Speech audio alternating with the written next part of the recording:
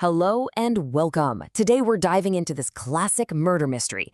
But we're not just here to solve a crime. Oh no, we're going to use it to unravel a really fascinating psychological puzzle about the nature of truth itself. So this was the challenge laid down by a guy named Marcus Chesney. Now, Chesney was obsessed with proving one single pretty startling point, that eyewitnesses are, well, completely unreliable. And believe me, he came up with the perfect experiment to prove it. So, to prove his theory, what does Chesney do? He stages the perfect experiment. He invites 3 people over to witness his own murder. And yeah, he films the whole thing. So the scene is set, right? The witnesses are watching, a mysterious figure comes in, forces a capsule down Chesney's throat, and just leaves. A few moments later, Chesney is dead. I mean, it's a textbook crime. It's captured on film. You've got 3 witnesses right there. The investigation should be a piece of cake, right? Well, this is where things get really, really interesting.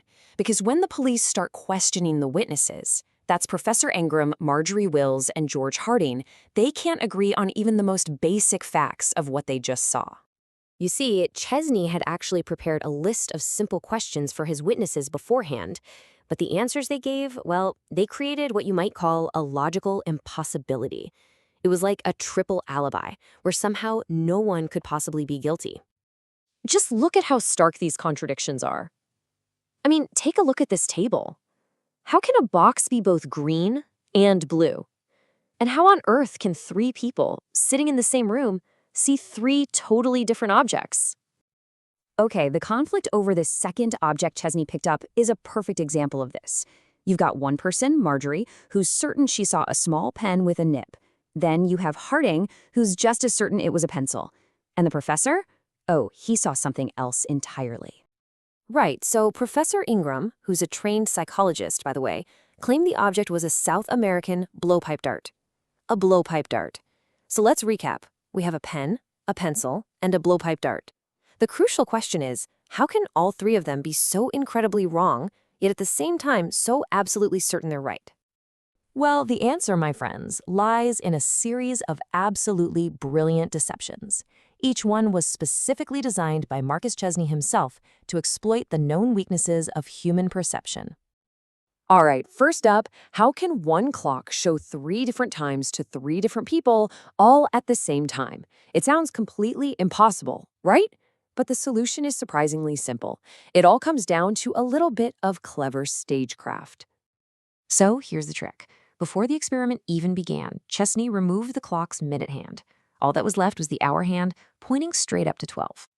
Okay, so get this. He aimed a really powerful lamp at the clock from below. This lamp cast a super sharp black shadow from that single hour hand onto the clock face. Now, because each witness was sitting in a different spot, they each saw that shadow in a different place.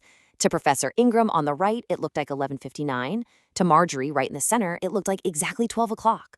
And to the camera on the left, it looked like 12:01. It was all just a trick of light and shadow, expertly manipulated by their viewing angle. Brilliant, right? Okay, so what about the chocolate box? The one that was supposedly both green and blue? Well, this was another piece of classic misdirection. A simple sleight of hand trick performed right under their noses. So the killer, this character called Dr. Nemo, comes in carrying a black doctor's bag. But this bag has a hidden spring grip mechanism inside. He puts the bag on the table, and for just a second, it hides the original green chocolate box. In that split second, the bag releases a duplicate blue box onto the table. Then, as he picks the bag back up, that spring grip snatches the green box inside, completing the switch. Everyone's attention was so focused on this bizarre Dr. Nemo figure that they completely missed the switch. It was fast, it was simple, and it worked perfectly. And the final illusion. This one explains that height discrepancy. It actually involved 2 people secretly swapping places in the dark. So the person who left the room to play the part of the 6-foot-tall suspect, well, that wasn't the same person who came back. So Chesney's experiment, even though it's a fictional story, reveals a really profound truth about our own minds. His tricks weren't just clever parlor games. They were a masterclass in exploiting the built-in flaws of human memory and observation. So why does any of this matter? What's the big deal? Well, it's because we rely on eyewitnesses every single day for everything from casual stories to life or death decisions in a courtroom. And yet, As this whole experiment shows us, our eyes can be, and often are, easily deceived. We tend to see what we expect to see, not what's actually there. Think about all the ways we get it wrong. There's suggestion. If you're told to look for something, you're way more likely to think you saw it. There's expectation bias, where our brains just fill in the gaps with what we think should be there. There's misdirection. You focus on the big, dramatic thing and miss all the crucial details happening on the side.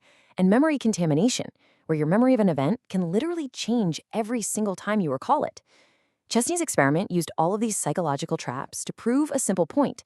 What we see isn't a perfect recording. It's a story our brain tells itself. So if you can't always trust your own eyes, what can you trust?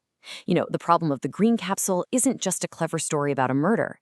It's really a timeless reminder for all of us.